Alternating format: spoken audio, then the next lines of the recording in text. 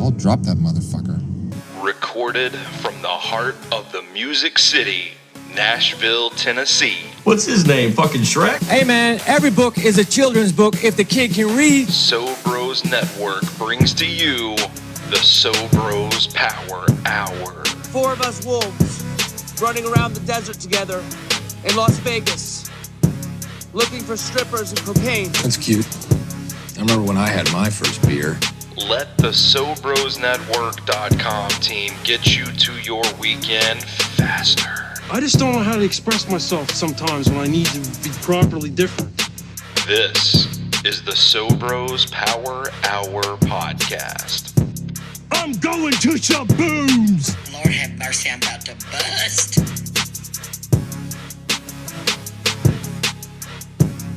Sobros Nation, it is finally Friday. We are free again, getting our motors running for a wild weekend here on the Sobros Power Hour. It is ya boy, the EIC at SobrosNetwork.com. Mine's right, ass is tight, big natural, Stoney Keeley.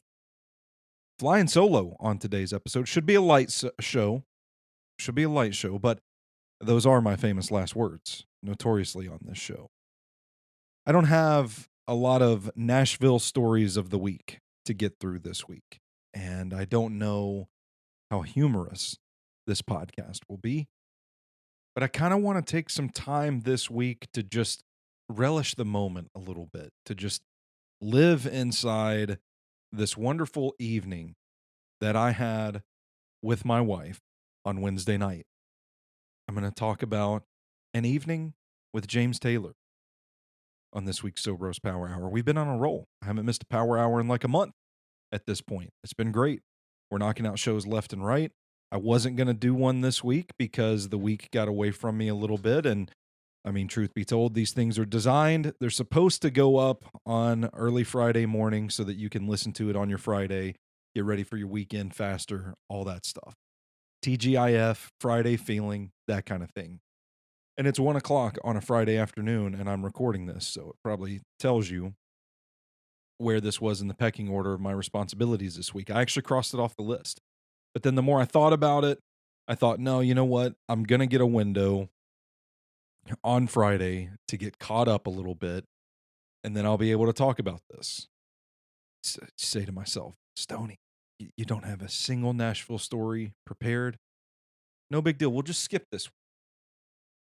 But by the time we get to next week, we will have some Nashville stories. This will be kind of old news. The shine wears off a little bit. You know, like you have these wonderful nights, you have these wonderful vacations, and then it's back to the routine. And before you know it, you're feeling burnt out again. That's how time flies as you get older. But I was really reflective on Wednesday night after my wife and I left the Bridgestone Arena after seeing a tremendous show. I was feeling very reflective. And I went to bed that night thinking, man, you know what? I think I'm too hard on Nashville sometimes. And it's a fun bit to come on here. And, you know, I've lived here in the area my whole life, turning 38 years old in 2 weeks. 2 weeks. I'll be 38 years old. I've lived here my whole life. Bounced around Mount Juliet to Murfreesboro to Nippers Corner to Hermitage. Now back to Mount Juliet. But I'm old enough to remember when Nashville, the city, like the hub, was just where everybody around the city went to hang out. We didn't have places in Mount Juliet to hang out when I was growing up. Not like they do, not like the kids these days have. And so you kind of become a bit jaded over time, seeing all this growth and having those memories of when you could get to Opry Mills from Mount Juliet in 20 minutes. And now you can't even get from your house in Gladeville to Mount Juliet in 20 minutes. Like Providence, get to a restaurant there, Jonathan's, the movie theater. It's like a 15, 20-minute drive now. The red lights, the traffic, and all that. It's easy to get bogged down by all the change. And for years now, we've called this show the Jaded Nashville Podcast for Jaded Nashvillians. But man, there is a sweet side to all the growth And I don't think I do a good enough job of highlighting that on this show because it is home. And I still do love this city. And Wednesday night was one of the nights that kind of reminded me of why. And I just wanted to share that experience with you guys. An evening with James Taylor. So Wednesday was my wife's birthday. And we just so happened to have tickets to see James Taylor in Bridgestone Arena. It was something my wife approached me about. I was like, hey, I kind of want to go to this. Would you care to go with me? And I'm not a big James Taylor fan. I honestly could not. When at the time she asked me, I couldn't have named a single James Taylor song. And maybe that's on me, but he always kind of felt like one of those, soft singer-songwriter, stylistic kind of mood atmosphere guys. Like, I probably would like him, but I just missed that boat altogether. Never went back and explored the James Taylor catalog. And then we go on road trips. We do our weekend getaway to Cincinnati, and my wife has this like 70s road trip playlist that she loves to play, and it's loaded with James Taylor. And I'm like, oh, yeah, okay, I know that song. Oh, Mexico. Okay, that's him. I didn't know that. Cool. All right. Go into the show with, a basic understanding, a few of the hits. But what intrigued both of us about this show, because she's not a huge fan either, respect the hustle, respect the game, respect the legend of James Taylor. But it's not like we're fans, But it was one of those situations that we talked about, like, man, this is one of the all-time greats, one of the best-selling artists of all time, a ton of studio albums, been in the game for decades, worked with some of the best, kind of has that fan base, like that following, or like this is a legend. This is a legend in the industry, and I think if we have the opportunity, it would be cool to go. Be cool to say, yeah, we saw James Taylor. I didn't realize how much of a treat I was in for. So we have tickets to this show, and it just so happens to fall on my wife's birthday. So we meet up, and we decide we're going to grab dinner at Wild Wasabi. It's over in Cummins Station. Out of the downtown madness a little bit, which was the first move that I liked. It's like a couple of weeks ago when we went to Luago over in the Gulch for our anniversary. Kind of a reminder that not everything downtown is Broadway, right? And Wild Wasabi was the same way. Like, I walked in there, was able to get a seat right away, still get a beer for $5.25. It's the summertime, so I'm drinking some Sam Adams Boston Lager. My wife meets me there, and we just have this awesome meal. And there's peace and quiet. And already in my head, the gears are turning like, I don't know why we don't do this more often. She works downtown. I don't. But man, like at the right time of day, it's like an $18 Lyft ride from Mount Juliet all the way down there. I don't mind doing that so I can have a few drinks. I hate the parking situation. Even if I drove down there in my busted ass 2006 Nissan Altima, even if I drove down there, I'm going to have to pay like $20 to park anyway. Why not just get a Lyft? Meet my wife down there, have a few drinks, don't have to worry about driving home. Just hop in the car with her. Head to the office, hop right in, let's go. But I'm thinking like, man, there's not a lot of people here. So many times we hear downtown Nashville and think Broadway, but there's more to it than that. There is. So I'm chugging right along, having my Sam Adams Boston Lager because I'm a patriot in the summertime. That's not true. That's not true at all. But I'm drinking my Sam Adams. We decide we're going to go for a sushi roll as an appetizer, and we get, I don't remember the name of it, but it's like sushi with like shrimp tempura on top of it. Some kind of like tangy, it's almost like I think it might be the yum yum sauce. Man, it was decadent. It was good. She got the teriyaki chicken. I got the kung pao chicken. I swear, I don't know. We might not have read the room accurately. What they brought us was like a giant bowl that it reminded me like this is family style Kung Pao chicken. Is this whole thing for me? I didn't know. You get the steamed white rice with it. I just dump it in the bowl with the Kung Pao chicken so that the sauce coats it and it soaks a little bit. And I swear, I told my wife at the table, like, I think this is the best Asian cuisine I've had in this city. I like 210 Jack. Don't get me wrong.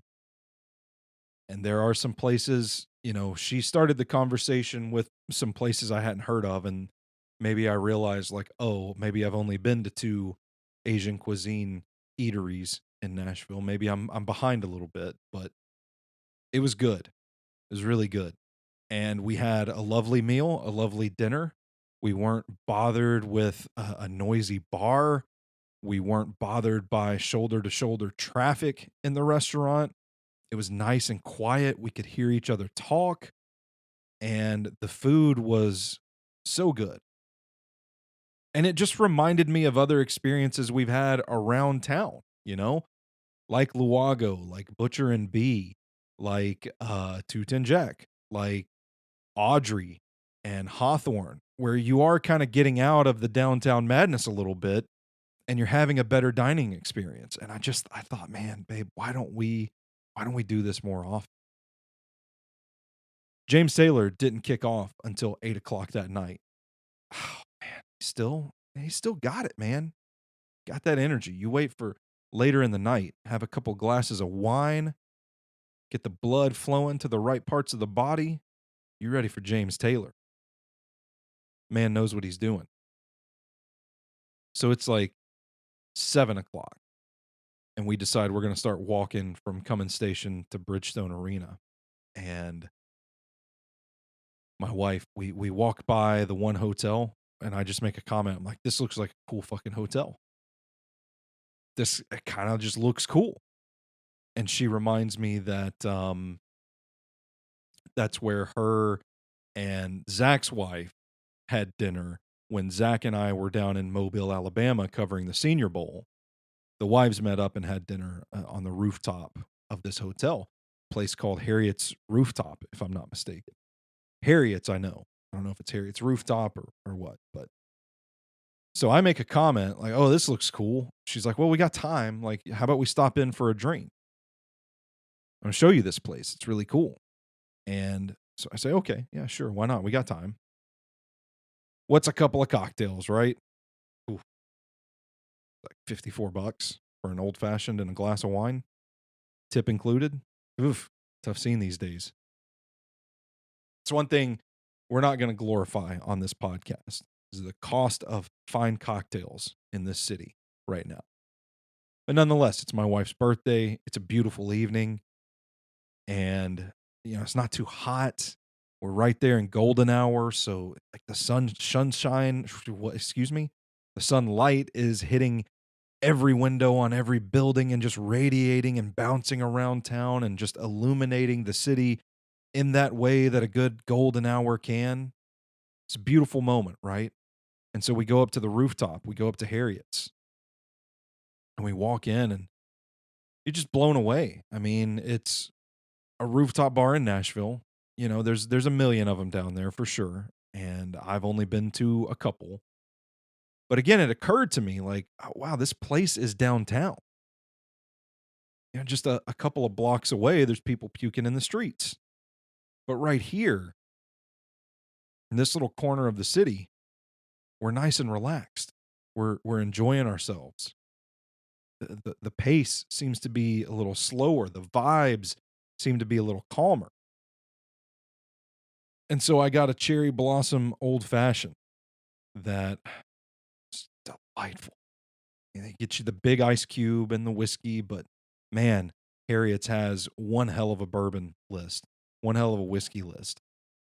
A little light on the gin, but it wasn't Friday, so I wasn't on my gin Friday shit. Old fashioned sounded pretty good, and it was made with a root beer reduction as opposed to simple syrup, I believe. I don't remember. It could have both in it, but I just remember the root beer reduction being on there and being, all right, I see you. Cherry blossom. I love cherry blossom. I love root beer. I love whiskey. I love old fashions. And it was one of the better old fashions I've had around the city. The root beer reduction made a difference. And if you love root beer, that's a nice way to enjoy an old fashioned. Nice little hint of that flavor. The sassafras in there. Yeah. It was good. And my wife had a glass of wine, and again, a calmer place that we enjoyed our conversation. We enjoyed looking out as the sun was beginning to set, seeing the shades of orange that it was throwing across the city, seeing the hills off in the distance from the 19th floor, and just knowing, like, this is a good spot to take it in, and there's room to breathe here. I don't know what it looks like peak hours on a Friday night, but at that time, it was pretty relaxing. And, I dare say between our dinner at Wild Wasabi and our cocktails at Harriet's, probably the most relaxed I've been in Nashville in quite some time. I remember telling my wife I wasn't working that night, okay? And I know it's a popular thing. I'm always on. I'm always working. There's not a review of Wild Wasabi in the Sobros archives. I could have snapped a couple photos, written a review, and added it, but no. It's date night. We're going to enjoy the evening. I wanted to snap a couple photos atop Harriet's and add it to the best places to watch the sunset in this city, but I didn't do it because it wasn't working. So you get my point. Instead, I'm talking about it on this show, which I guess is technically turning that into work. But in the moment, give me the credit I deserve. I was putting the moment first. But I did tell her, I wish I could put this place to our sunset list. It was awesome. So we have our cocktails. We mosey on down the elevator, across the parking lot, and make our way to Bridgestone. Nice little stroll down Broadway. It wasn't too bad. It was a Wednesday night after all. It's not like peak weekend hours or anything like that. It was a nice little stroll, seeing the city kind of come to life at that time when people are just getting off work. People are just starting to come out for dinner to start their evenings. Maybe there's been a few here and there that have been going hard all day, but the makings when you're in the city. The makings of a night kicking off, of a night that is just starting. And that's what it felt like. And so we dipped into the Bridgestone Arena, found our seats, and it was just this awesome experience of seeing generations of James Taylor fans together. We saw people brought their parents to the show, and you could see, I say kids, but, the 20, 30 somethings with their parents just rocking out, having a great time. See all the moms just fawning over James Taylor and the sons laughing and clapping and singing along. It was awesome. Most surprising, I think, was just how much James Taylor still has it. I don't know how old he is. He's got to be getting on up there. They had a nice little montage when he came on stage, playing one of his songs and showing pictures of him, showing video of him performing the song throughout the years, like a babyface guy when they just invented cameras singing these songs. You think about it, like all throughout the years, the footprint this man has in the music industry, the impact on all the lives that he's touched throughout the years through his music, represented there in Bridgestone Arena that night. There was a group of like 4 frat guys sitting next to me that looked all baby-faced, like they couldn't have been too far removed from high school, just by themselves, like 4 dudes, 4 bros, and they're just rocking out. I can hear the guy singing along. And then you look down and, they shine the bright lights when James Taylor walks out, and all the old people down in the front row are shielding their eyes like, oh gosh, it's too bright. And I'm thinking, this man's kicking off at 8:00 at night. These people got to get home. It's past their bedtime. But they were troopers. People were clapping along, singing. I myself didn't realize how many of his hits I would recognize, but it was fun. And yeah, maybe my toes were tapping a little bit too. The lighting rigs, the served as like a light show in its own right, but they had the little poles up on the stage that changed color and kind of made it look like James Taylor was singing amongst the sea of candles that were lit. There were video packages of like autumn leaves falling off the trees and starry nights and a beautiful sunset that he was performing in front of. And his style, like gently plucking the guitar string, singing softly.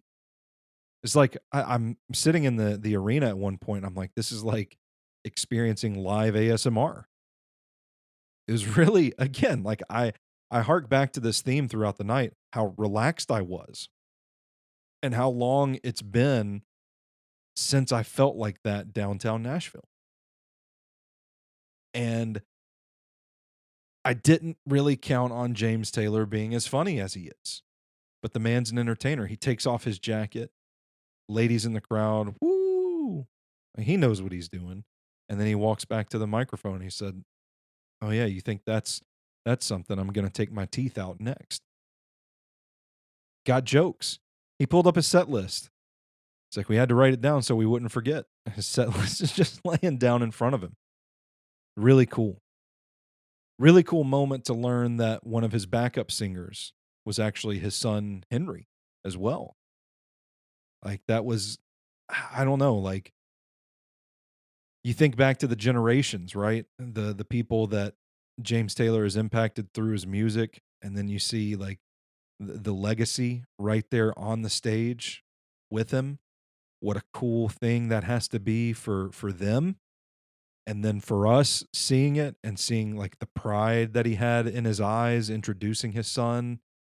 Man, it was really cool. It was really cool again to not really be familiar with the catalog, right? Not really know what I was getting myself into, but just seeing the reaction to it and seeing how much it meant to him, seeing how much it meant to the people in the crowd, the fun that everybody was having.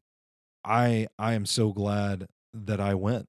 And yeah, like he's up there still jumping around on stage. I told my wife we were walking out of Bridgestone Arena and I said, I bet he still fucks.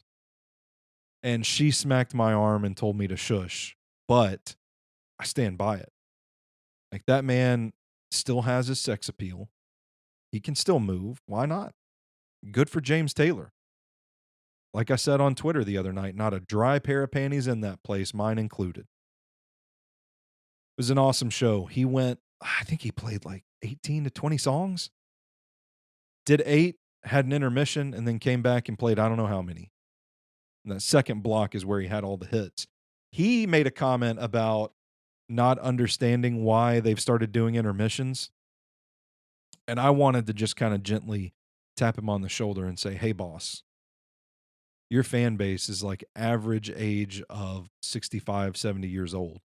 Give them a break so everybody can go pee-pee, go tinkle, go get them some refreshments, maybe stretch their legs a little bit, and come back rested and rejuvenated.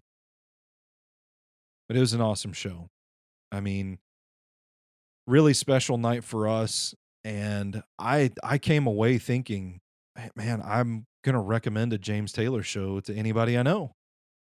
If y'all get the chance to go see this man live, it's awesome. He brings it. He brings it and he's still got it. And he's got a catalog of hit after hit after hit that makes for a fun evening.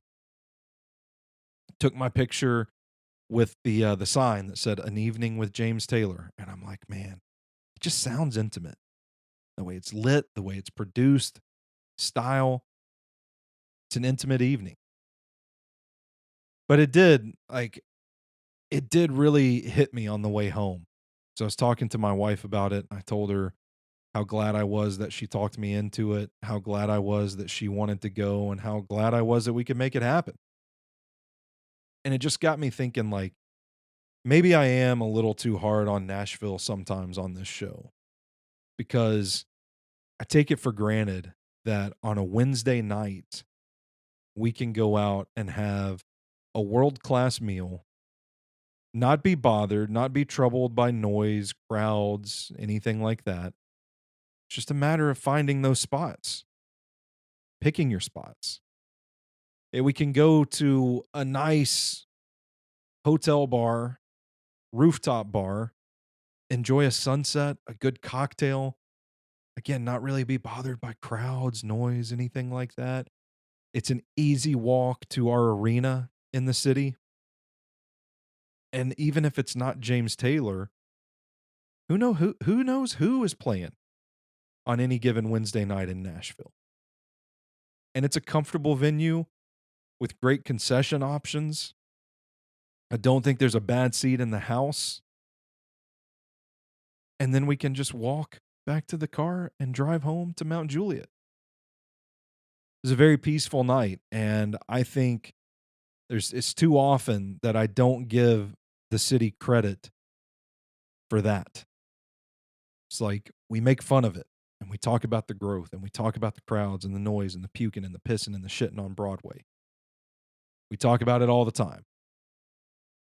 But there's still an undertone that we really enjoy about this city. It's the fact that we can go get a good meal, go get a good cocktail, enjoy the scenery, enjoy the beauty, the natural splendor of our city, see a good show, and still get home before 11 o'clock. That's a pretty awesome thing. And the reason I felt compelled to do this show was because I wanted to share that feeling with you guys. Because you listen to this show, and I know it can probably come across as negative sometimes. It's one of those things, like, it's okay for me to make fun of Nashville, but you don't make fun of Nashville. Like, we're here. We live here. We've seen it all throughout the decades. We've been a part of it. This is our thing. We can make fun of it if we want to. Outsiders don't. And I think there's more of that than us actually hating this city. Like, we're just poking fun, right? But when you really get down to it, man, I love living here for nights like Wednesday night, for an evening with James Taylor. That's going to do it for this week's episode. What do you know? I did keep it under 30 minutes. That's got to be a record for me. Thank you guys for tuning in. I'm Stoney Keeley. You can follow me on Twitter at Stoney Keeley, collectively at Sobros Network on all major social media platforms. Rate, review, subscribe to the Sobros Power Hour wherever you take in your shows. And be sure to check out all of our work at SobrosNetwork.com while you're at it. Once again, I'm Stoney, and until next time, you stay classy, Nashville.